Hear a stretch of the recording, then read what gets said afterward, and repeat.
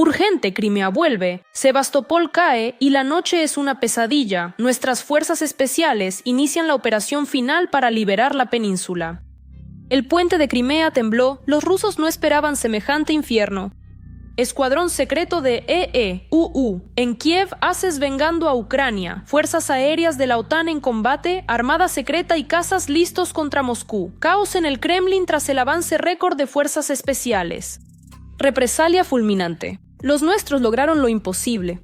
Las tierras se están volviendo bajo el control de Ucrania. Esto no había sucedido en 2 años y medio. El frente ruso ha colapsado. Los nuestros golpearon su centro defensivo. Es la caída de la Federación Rusa. Belgorod y Briansk. Sentencia ejecutada. Defensa antiaérea arrasada. Cayó el fuerte de Putin y Moscú bajo hielo. Lo veremos en punto caliente. Gran avance en Crimea. Ucrania inicia una gran operación para recuperar Crimea y Sebastopol. Mega derrota. El puente de Crimea está cerrado tras una noche infernal para los ocupantes. Todos los detalles del infierno que vivieron los rusos en la península. Mírenlo en el reportaje. Crimea vuelve a retumbar. Explosiones en instalaciones militares, drones sobre la península y la defensa antiaérea rusa destruida. Se ve justo al lado. Ucrania está reduciendo la capacidad de Rusia para usar Crimea como base militar. Pero... ¿Qué es esto? ¿Son solo ataques o es el comienzo de la recuperación de la península?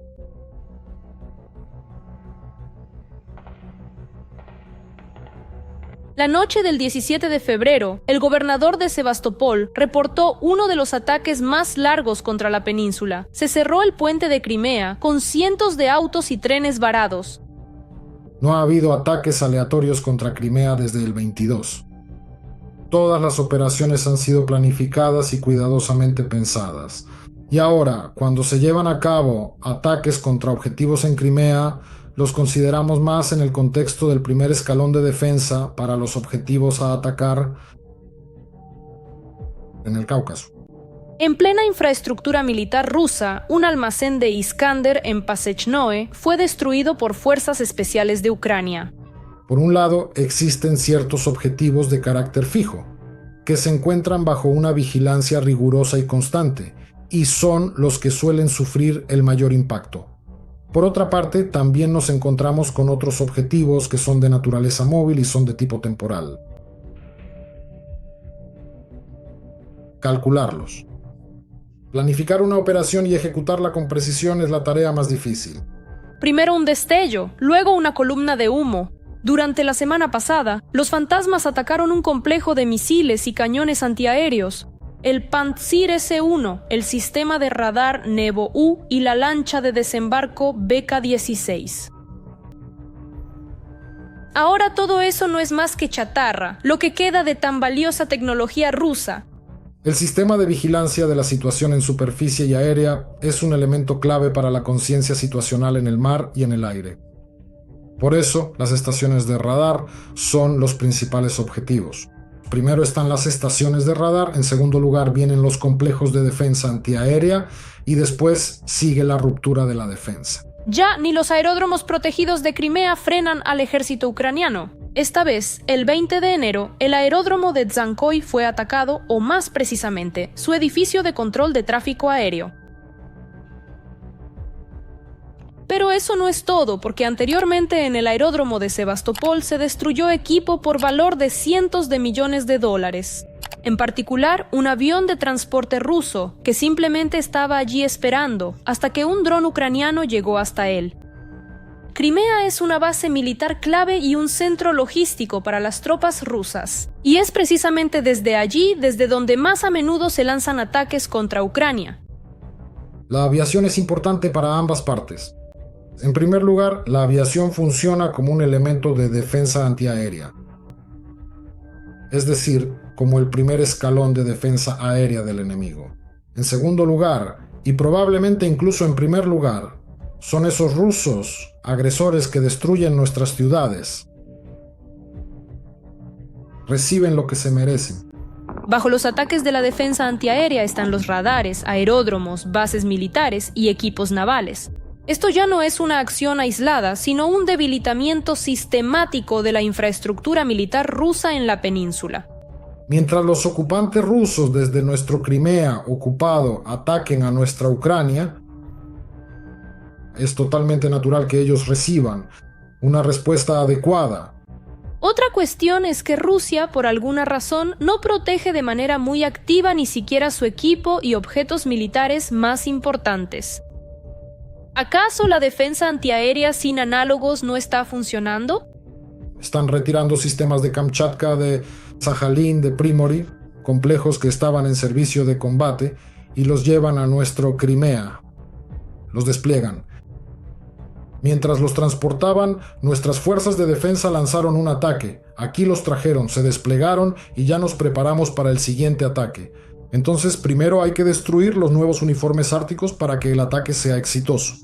Crimea sigue siendo la principal base de operaciones de Rusia para los ataques contra Ucrania, y cuanto más activamente se utiliza, más a menudo se convierte en objetivo. Y ahora la cuestión no es solo si habrá nuevos ataques, sino que la cuestión es cuánto tiempo más Crimea podrá seguir siendo el principal centro militar de Rusia.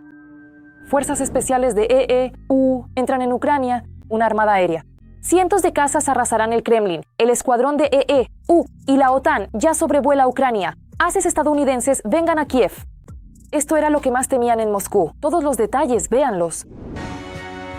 Las tropas de la OTAN ya están en Ucrania, al menos los pilotos.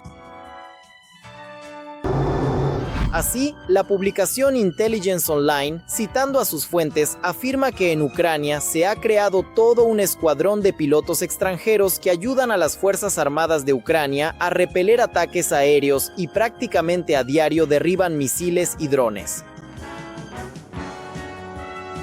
Según el periodista, el escuadrón fue creado recientemente bajo estrictas condiciones de secreto para operar los nuevos F-16. Esta es la unidad. Hoy desempeña un papel fundamental en la protección del cielo sobre la capital y la región de Kiev, que sufre ataques constantes de los rusos. Los pilotos de la Unidad Internacional de F-16 patrullan frecuentemente el territorio durante los ataques nocturnos rusos para garantizar una respuesta más rápida ante amenazas aéreas y maximizar la cobertura de los radares. La contribución más significativa de los veteranos occidentales a la estructura de defensa antiaérea de Ucrania radica en su experiencia y habilidades en el uso de sensores de alta precisión del caza, en particular el designador de objetivos Sniper Lloyd Martin. El sistema electro-óptico infrarrojo de alta precisión se utiliza para la identificación a largas distancias, el seguimiento de objetivos de rápido movimiento y la realización de ataques en condiciones meteorológicas adversas.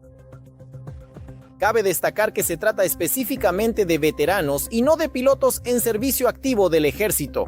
El reportaje indica que, junto con los ucranianos, en el grupo de vuelo también participaron pilotos estadounidenses con una vasta experiencia de combate en Afganistán. También hay exmilitares de los Países Bajos en el escuadrón. Según se informa, los holandeses recibieron cursos especiales, entrenamiento especializado, cuentan con muchas horas de vuelo y llevan a cabo misiones de combate en el cielo sobre Ucrania. En 1900 Rusia reaccionó a esta noticia prácticamente con histeria.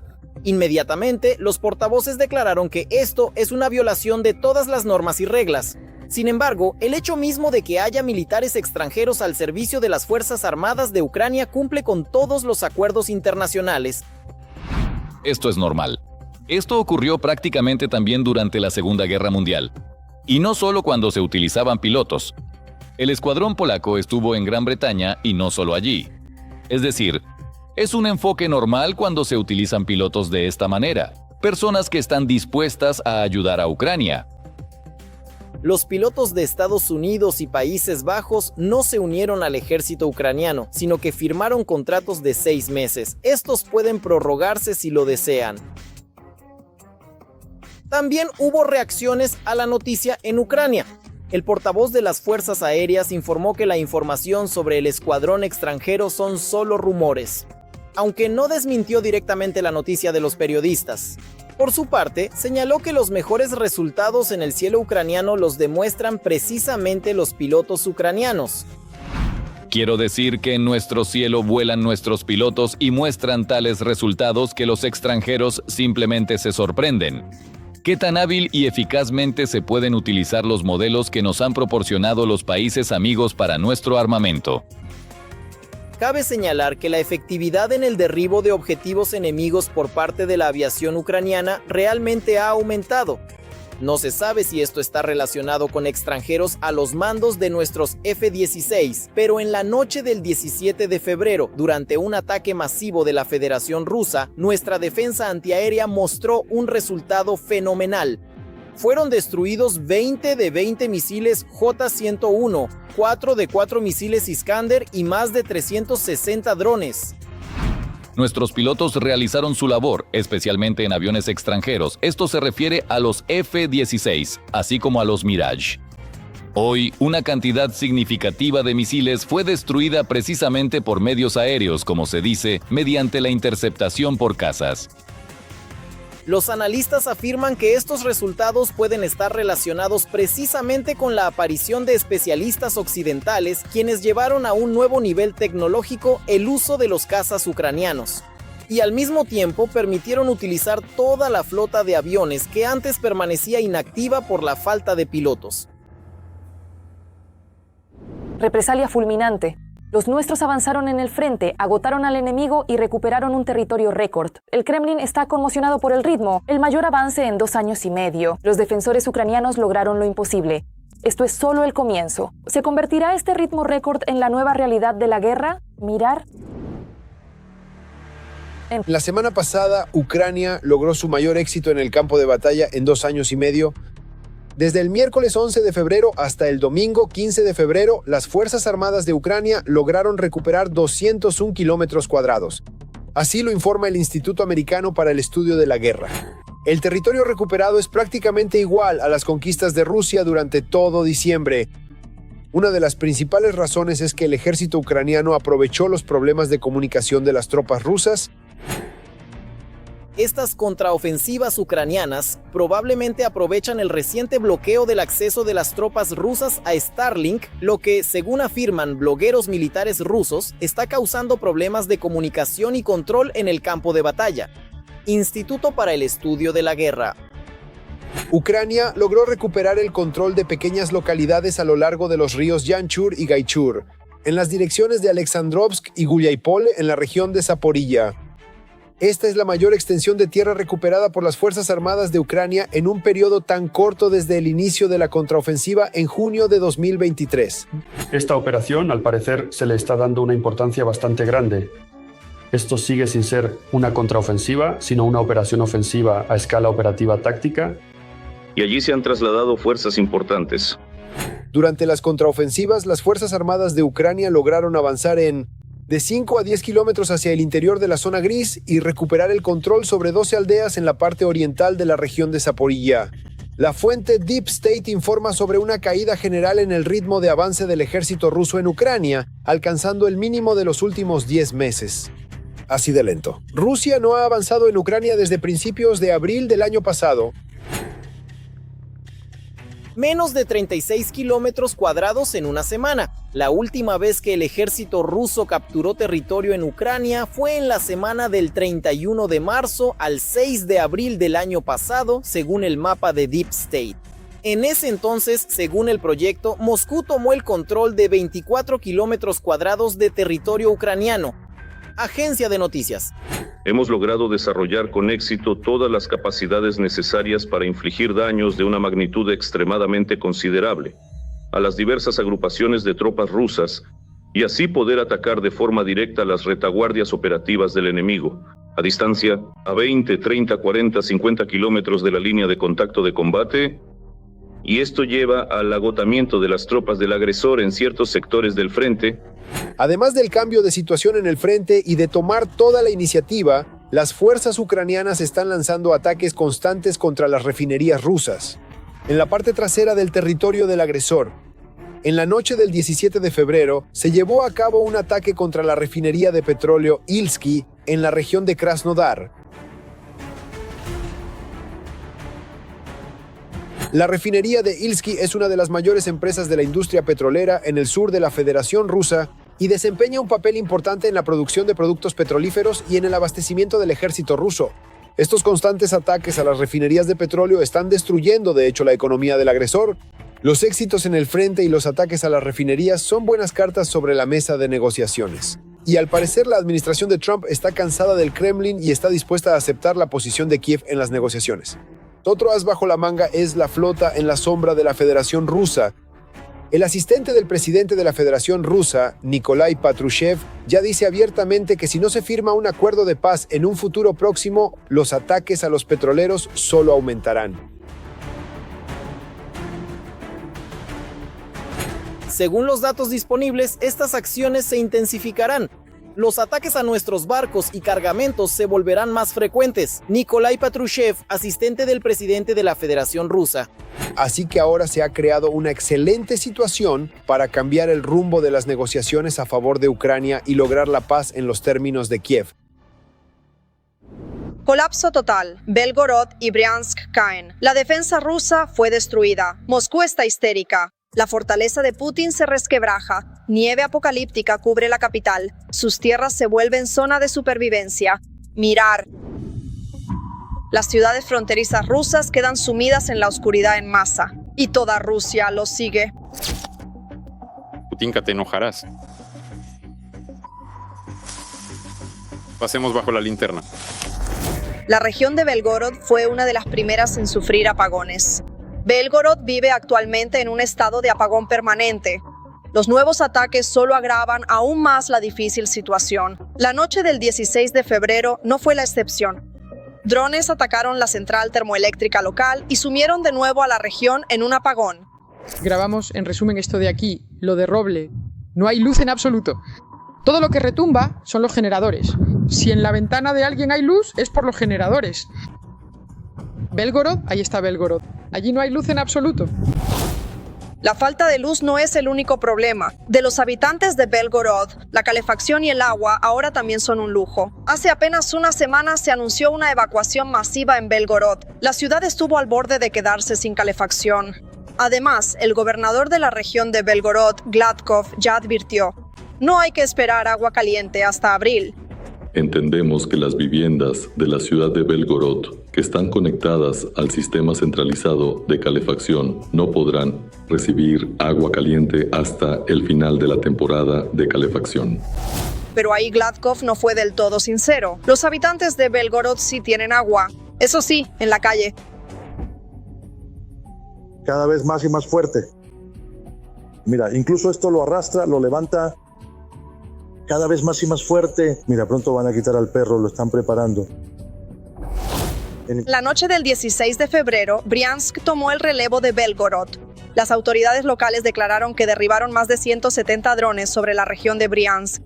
Al parecer, los propios objetos energéticos se encargaron personalmente de derribarlos. Tras parpadear un poco, la ciudad se quedó sin luz y con ella, sin calefacción. Los medios locales informaron que el ataque fue contra la subestación Novobrianskaya en Igonichi. Esto está a menos de 20 kilómetros de Briansk.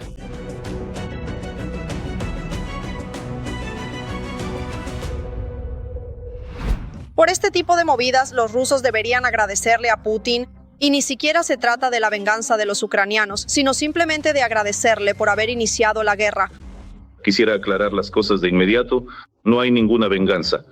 Es un trabajo de combate dirigido, un trabajo sistemático de las fuerzas de defensa de Ucrania, para que el complejo militar industrial ruso, ante todo, no pueda trabajar plenamente para la guerra, no pueda producir plenamente esas armas de muerte con las que luego destruyen nuestras ciudades, nuestros pueblos y, lo más importante, matan a nuestros ciudadanos. De hecho, a Belgorod se ha sumado también la región de Briansk, nuevamente con el objetivo de reducir las capacidades del complejo militar industrial ruso para aumentar la carga sobre los servicios de retaguardia, sobre la logística de los ocupantes rusos, que en consecuencia trabaja para el frente, para la línea de enfrentamiento.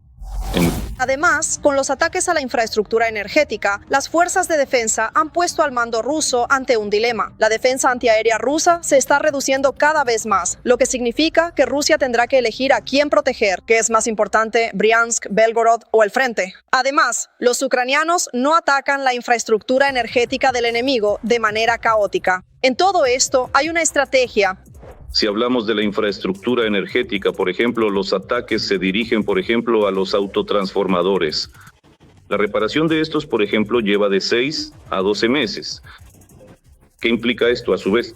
Esto crea condiciones para un efecto cascada en el sistema energético, cuando la electricidad, incluso si puede generarse, no puede ser suministrada, por ejemplo, a otras regiones de la Federación Rusa, incluyendo, por ejemplo, la región de Moscú, lo que a su vez vuelve a aumentar la carga sobre los servicios rusos correspondientes. Esto no es teoría. Todo esto ya se ha probado con éxito, por cierto. Las fuerzas de defensa ya han probado esta estrategia, por ejemplo, en la parte sur de la Federación Rusa, cuando se llevaron a cabo ataques, por ejemplo, en la región de Rostov, en los territorios de Krasnodar y Stavropol. Y entonces, digamos, la cascada de esto, la caída de la infraestructura energética, la sintieron, por ejemplo, también en Volgogrado y en otras regiones de la Federación Rusa, cuando simplemente todo se apaga. Esto significa que la región de Moscú debe prepararse para un apagón en Moscú y tampoco hay que relajarse. Vemos que crear, digamos, un apagón en Moscú hoy en día es bastante complicado, considerando, una vez más, la densidad de la defensa de Moscú. Con los medios de defensa antiaérea, esto se puede hacer de una manera un poco diferente. En consecuencia, una cascada, región de Belgorod, Bryansk, Moscú. Región de Moscú, esto ya es una conversación, estamos hablando de Moscú. Por lo tanto, vemos un aumento de este tipo de ataques, incluso en la región de Moscú. Ataques a centrales térmicas, ataques a transformadores que son bastante difíciles de restaurar.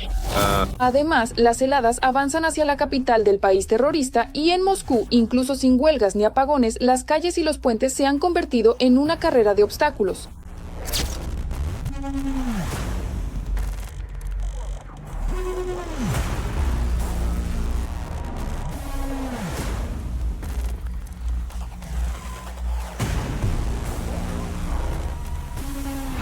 Los drones ucranianos mantienen en vilo a la capital rusa desde hace varios días. Aunque es difícil abrirse paso, tiene un efecto psicológico. Además, no hay que olvidar el cierre de aeropuertos durante este tipo de ataques. Cada una de estas paradas es una pérdida para el presupuesto del país terrorista, lo que significa menos dinero para el complejo militar industrial ruso que produce misiles y drones que matan a ucranianos. Urgente, explosión en Ginebra, mapa de guerra listo, Zelensky pide fondos, el Kremlin reorganiza con pánico. El final o el inicio de un gran derramamiento de sangre, un momento histórico de la verdad. Donbass espera la decisión en silencio. Todos los detalles, véanlos. Alto el fuego, garantías de seguridad y reconstrucción posguerra. Entonces, ¿qué quiere Ucrania del proceso de sentencia por parte de Estados Unidos?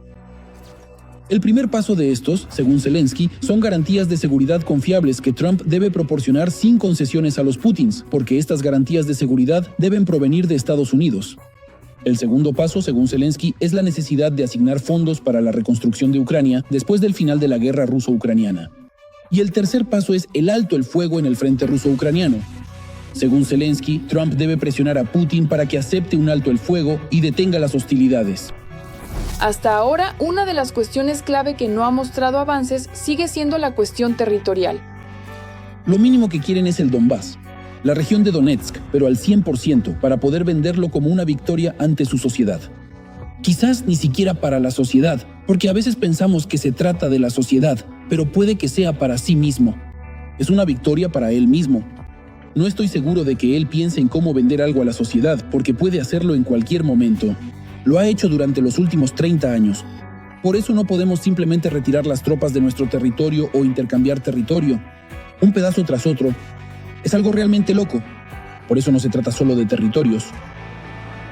De hecho, la cuestión territorial será clave también en las negociaciones en Ginebra. Además, durante la reunión con el secretario de Estado de EU, Mark Rubio, Zelensky también habló sobre el hecho de que en Ginebra se discutirán los ataques de Rusia contra el sector energético ucraniano, a los que, por cierto, Ucrania no deja sin respuesta. No tenemos muchos misiles. Flamenco. Los utilizamos hace unos días en la zona donde se encuentra el sistema Oreshnik y veremos los resultados. Pero creo que obtuvimos resultados. Es muy importante que trabajemos para aumentar el número de estos misiles. El Kremlin también confirma que el tema del territorio en Ginebra será uno de los temas clave. También allí anuncian cambios en la composición de su delegación. La próxima ronda de negociaciones sobre la resolución del conflicto ucraniano también se celebrará en el formato trilateral ruso-estadounidense-ucraniano los días 17 y 18 de febrero en Ginebra. Esta vez, la delegación rusa estará encabezada por el asistente del presidente de Rusia, Medinsky. De hecho, el hecho de que en Ginebra se vaya a discutir la cuestión territorial explica también por qué esta vez la delegación rusa estará encabezada por el asistente de Putin, Vladimir Medinsky, conocido en particular por crear la pseudohistoria rusa y difundir narrativas propagandísticas. De nuevo, si hablamos de los cambios de personal que se produjeron para la siguiente ronda de negociaciones en Ginebra, que ya no es Abu Dhabi, allí apareció, en lugar del jefe de la GUR, quien, por cierto, según tengo entendido, permaneció en la delegación rusa, el señor Medinsky, quien nos es bien conocido por el proceso de negociaciones en Estambul, absolutamente estancado y sin perspectivas. Desde el punto de vista político, en el proceso de negociación, donde aparte del ámbito humanitario relacionado con el intercambio de prisioneros, en realidad no se logró nada más. En el grupo negociador ruso también estará el partidario de la línea dura, el vicecanciller Mikhail Galusin. Y además se ha sumado otra persona muy interesante a este grupo negociador. Este es el señor Galusin. Se trata del viceministro de Asuntos Exteriores de la Federación de Rusia, quien antes de esta ronda de negociaciones en Ginebra dijo algo gracioso sobre que Rusia quiere dialogar con Europa y América sobre introducir ¿qué en Ucrania qué? Así es, control externo. Eso es exactamente lo que Putin ha estado hablando durante mucho tiempo. Y estos cambios en el equipo negociador ruso son una prueba más de que el Kremlin está simulando negociaciones. Bueno, por cierto, no somos los únicos que decimos que la Federación Rusa no tiene una disposición constructiva hacia el proceso de negociaciones y continúa imitándolo. Así lo afirmó Mark Rutte, secretario general de la OTAN, en la Conferencia de Seguridad de Múnich. Él lo declaró directamente. Es más, en su última declaración, esto fue subrayado por Kaja Kallas, la principal diplomática de la Unión Europea, quien además ocupa el cargo combinado de comisaria de seguridad de la Unión Europea. Ella también enfatizó que Rusia está simulando el proceso de negociación y en realidad no está orientada hacia la paz.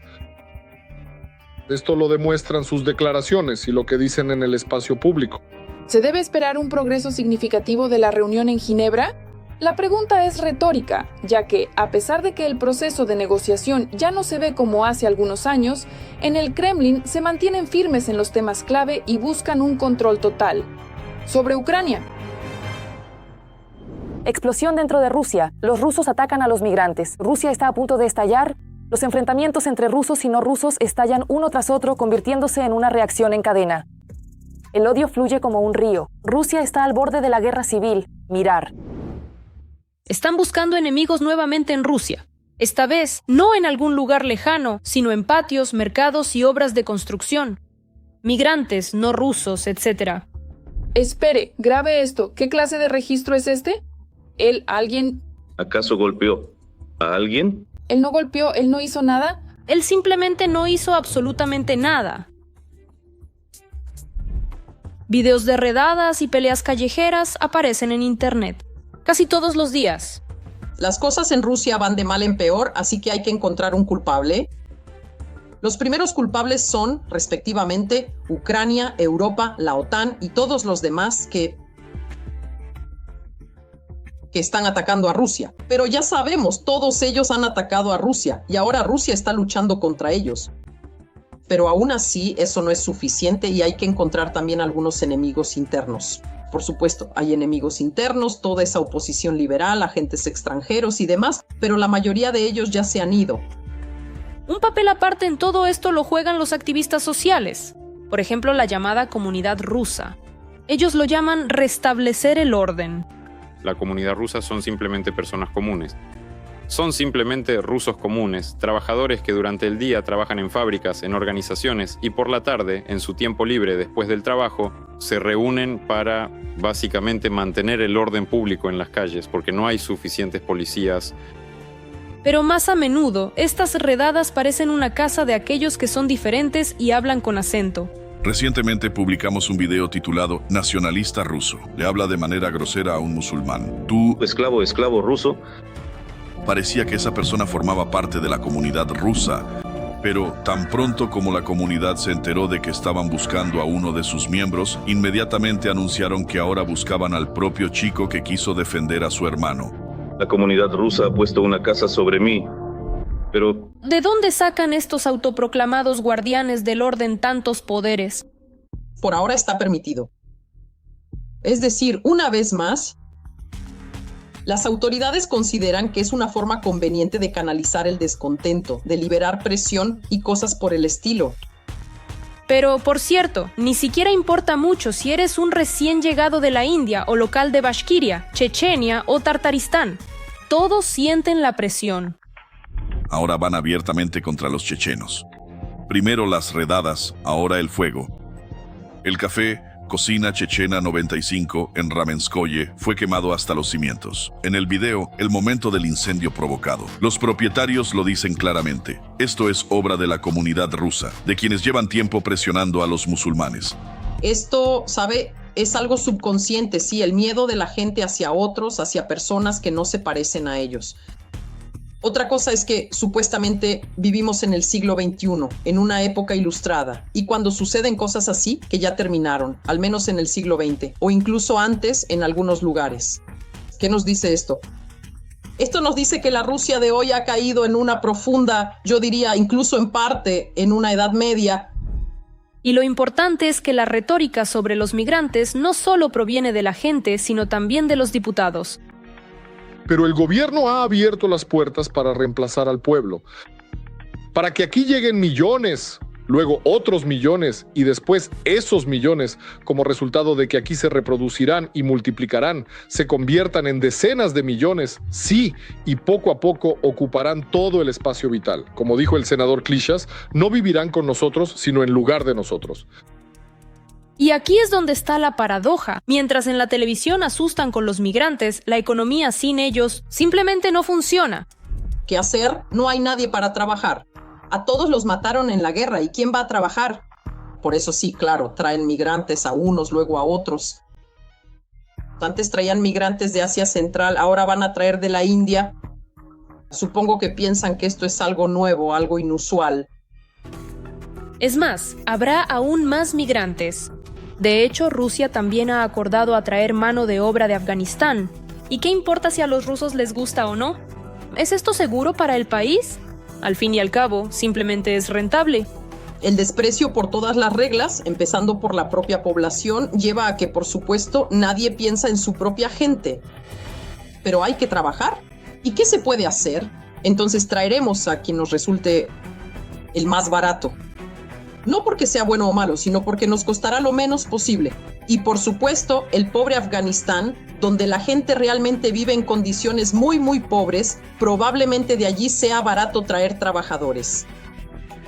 En definitiva, Rusia vive en un régimen extraño. Buscan enemigos en el extranjero, pero al mismo tiempo logran avivar conflictos dentro del país. Todos los que no encajan en la imagen del ruso correcto se ven afectados. Y no se trata solo de los migrantes, sino también de los pueblos no rusos de la propia Rusia. Esta actitud indiferente hacia la propia población, esta indiferencia hacia las leyes, enfrentar a las personas entre sí terminará muy, muy mal para el poder actual. Pero, ¿saben lo que es malo? Para el poder actual probablemente eso sea bueno. Eso es todo. Para más noticias candentes del frente, véanlo en la próxima edición.